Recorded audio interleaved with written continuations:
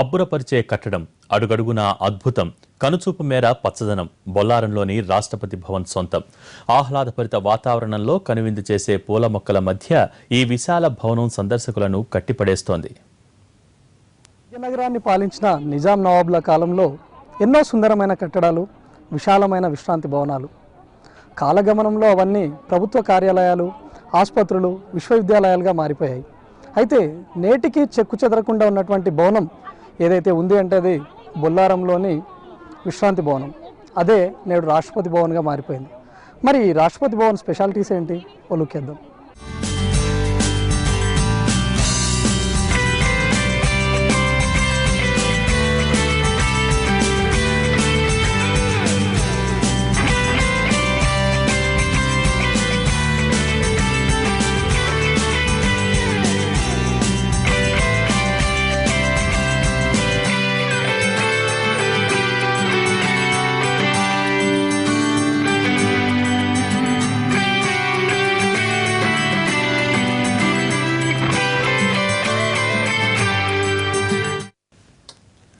దేశ ప్రథమ పౌరునికి ఆతిథ్యమిస్తూ రాజదర్పాన్ని చూపిస్తోంది బొల్లారంలోని రాష్ట్రపతి భవన్.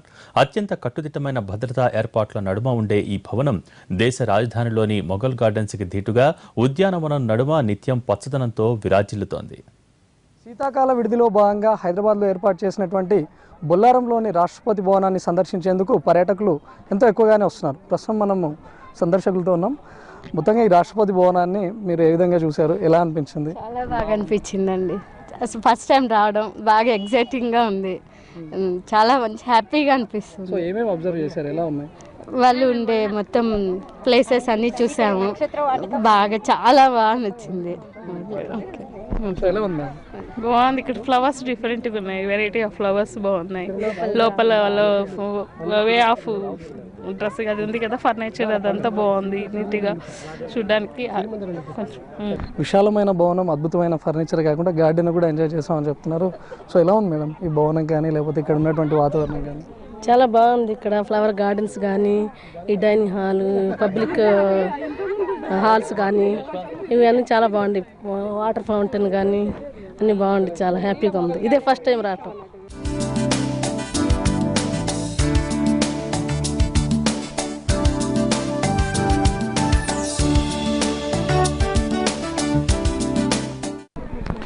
చాలా హ్యాపీగా ఉందండి. మన తెలంగాణ రాష్ట్రం వచ్చిన తర్వాత ఇక్కడ మొదటిసారి వచ్చినట్టున్నారు ప్రెసిడెంట్. ఇక్కడ చాలా బాగుంది. ఆయనకి మనం ఆదిత్యం అనేది మన తెలంగాణ స్టేట్కి ఒక గర్వకారణం. చాలా హ్యాపీగా ఉంది. అండ్ ఇక్కడ మెయింటెనెన్స్ కానీ ఇక్కడ చాలా బాగుంది. డిఫరెంట్గా గార్డెన్స్ మెయింటైన్ చేస్తున్నాం. చాలా హ్యాపీగా ఉంది. రాష్ట్రపతి భవన్లో మనం కూడా ఒక సామాన్యుడు తిరిగే విధంగా ఉండడం చాలా సంతోషంగా ఉంది. ఈ గార్డెన్స్, ఇక్కడ ఆయుర్వేదిక మూలికలు, చెట్లు కూడా చాలా బాగున్నాయి. ఒక సామాన్యుడు కూడా తిరుగుతానంటే చాలా సంతోషంగా ఉంది. విఐపి తిరిగే ప్లేస్లలో ఒక సామాన్యుడు ప్రజలు వచ్చి ఒక వీకెండ్ ఫెసిలిటీగా చాలా సంతోషంగా ఉందండి. జనరల్గా మనకు ప్రతిదీ వాళ్ళని టీవీలో చూడడము అట్లనే ఉంటుంది. అలాంటిది ఇక్కడికి వచ్చేసి రియల్గా వాళ్ళు ఎక్కడున్నారు, ఎలాంటి ప్లేస్లో, the area, these parks are very nice. ఇంకా సండే కావడం వల్ల చాలామందికి హాలిడే కూడా ఉండడం వల్ల చాలామందికి ఆపర్చునిటీ ఉంటుంది ఇలాంటివి చూడడానికి. ఇట్లాంటివి అప్పుడప్పుడు కాకుండా కొంచెం ఫ్రీక్వెంట్గా పెడితే చాలా మందికి చూసే అవకాశం ఉంటుంది.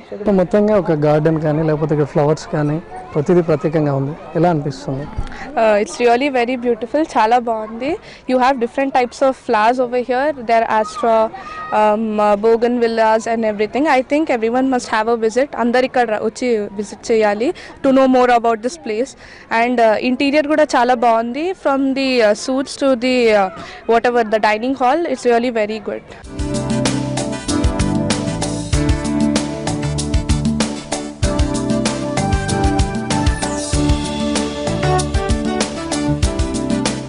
సామాన్యులకు కూడా చేరువ చేస్తూ ఒక ఫ్రీ ఆఫ్ కాస్ట్లో రాష్ట్రపతి భవన్ విజిట్ చేయించడం ఎలా ఉంది? చాలా బాగుంది. ఇది ఐడియా, రాష్ట్రపతిని ఓపెన్ పెట్టడం ఐడియా చాలా మంచి ఐడియా ఇది. కానీ 3 నుంచి 10 వరకే, 10వ తేదీ వరకు ఓపెన్ పెడితే అట్లా కాకుండా కనీసం ఒక 4 రోజులు ఓపెన్ చేసి పెడితే పబ్లిక్ అందరు చూసేందుకు వీలుగా ఉంటుంది. ఇందులో ఒకటి మెయిన్ కిచెన్ నుంచి మరి మెయిన్ హాల్ వరకు అండర్ గ్రౌండ్ దారి ఉంది. చాలా చక్కగా చూడాల్సిన ప్లేస్ అది. ఇక్కడ గార్డెన్ కూడా బాగా ఇంప్రూవ్ చేశారు. మెయింటెనెన్స్ కూడా చాలా బాగుంది.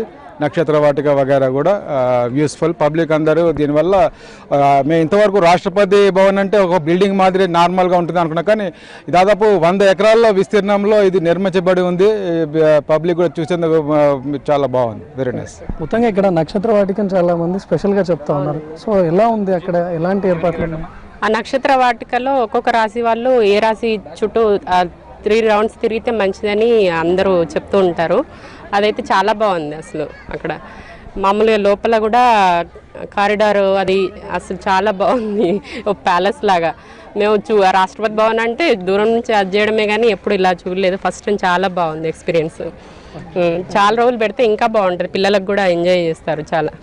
Thank you. దేశ రాజధాని ఢిల్లీలో రాష్ట్రపతి నివసించేటటువంటి మొఘల్ గార్డెన్ తలదెన్నెల హైదరాబాద్లోని బొల్లారంలో ఏర్పాటు చేసిన రాష్ట్రపతి భవన్ ఉందని చెప్తున్నారు. ముఖ్యంగా ఇక్కడ ఒక భవనం, విశాలమైన గదులు, డైనింగ్ హాల్స్, ఇవే కాకుండా ఇక్కడ ఏర్పాటు చేసినటువంటి ఫ్లవర్ గార్డెన్స్ అవ్వచ్చు, ఆహ్లాదభరితమైనటువంటి వాతావరణం అవ్వచ్చు, మరో విధంగా నక్షత్ర గార్డెన్స్, ఇవన్నీ కూడా ప్రతిదీ స్పెషల్గా ఉందని చెప్తున్నారు. అందులోనూ సామాన్యులకు కూడా చేరువ చేసే విధంగా ఫ్రీ ఆఫ్ కాస్ట్లో ఏర్పాటు చేయడం బాగానే ఉందంటున్నారు. అయితే కేవలం 7 రోజులు మాత్రమే దీన్ని పరిమితం చేయకుండా, ఎందుకంటే నగరంలోని చుట్టూ చాలామంది కూడా ఇక్కడికి వచ్చే అవకాశం ఉంటుంది కాబట్టి దీన్ని మరింత సమయం కొంచెం ఎక్స్టెండ్ చేస్తే బాగుంటుంది అంటున్నారు సందర్శకులు.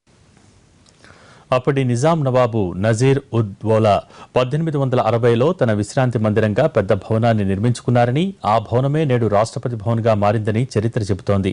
150 ఏళ్ల చరిత్ర ఉన్న ఈ భవనం చూపరులను మంత్రముగ్ధుల్ని చేస్తోంది. నిజాం సైనికుల ఆయుధాలు, వారి స్థావరాలకు సంబంధించిన ఆనవాళ్లు నేటికి చెక్కు చెదరలేదు. అత్యంత సుందరంగా నిర్మించినటువంటి ఈ భవనం ఇంటీరియర్ డిజైన్తో పాటు బయట వైపు కూడా 50 అడుగుల ఎత్తులో గోడలను నిర్మించారు. మరోవైపు శత్రువులు కూడా ఎట్నుంచి వస్తున్నారని తెలుసుకునేందుకు వీలుగా ఇక్కడ కందకాలను కూడా ఏర్పాటు చేశారు. ఆ తర్వాత నిజాం పాలన అంతా కూడా సాలార్ జంగ్ చేతిలోకి వెళ్ళిన తర్వాత ఈ భవనం ఒక సైన్యాధికారి ప్రాంతంగా ఏర్పాటు అయిపోయింది. నిజాం నవాబులతో బ్రిటిష్ అధికారుల ఒప్పందాల మేరకు ఇక్కడ సైనిక శిబిరాలను ఏర్పాటు చేసుకోవడం, ఆయుధాలన్నిటి కూడా ఇక్కడే సమకూర్చుకోవడం వంటివి జరిగినట్లు కూడా చరిత్ర చెప్తోంది. ఆ తర్వాత దీనికి ఒక బ్రిటిష్ రెసిడెన్సీగా దీన్ని ఏర్పాటు చేసుకున్నారు. బ్రిటిష్ వాళ్ళ సైన్యం అంతా కూడా ఇక్కడే ఉండి సైనిక శిబిరాలను కూడా ఏర్పాటు చేసుకొని యుద్ధంలో వాటన్నిటి కూడా ట్రైనింగ్ ఇక్కడ నుంచే ఇచ్చారని చెప్పి తెలుస్తుంది. స్వతంత్రం అనంతరం ఇది ప్రభుత్వం చేతిలోకి వెళ్ళడం, ఆ తర్వాత రాష్ట్రపతి విడిదిగా ఈ భవనం కొనసాగుతూ వస్తుంది.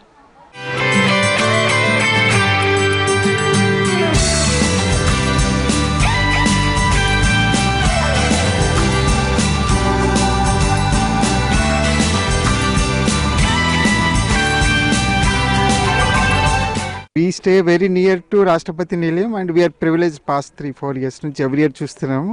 ఈ ఇయర్ మేము మా మనవరాలతో వచ్చాము, చూస్తున్నాము.